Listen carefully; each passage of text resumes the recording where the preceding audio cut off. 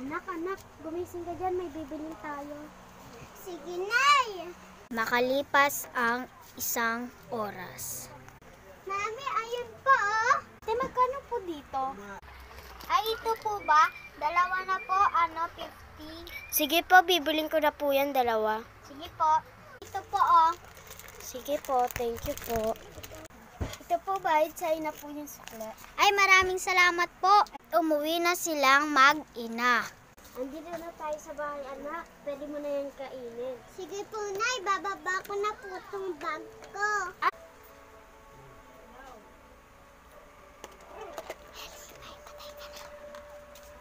Hala, anak, ba't ka naimatay? Anak, gumising ka. Hala, baka sa kinain to ng anak ko. Baka makukulam yung binilan ko. Baka sana gumaling na yung anak ko.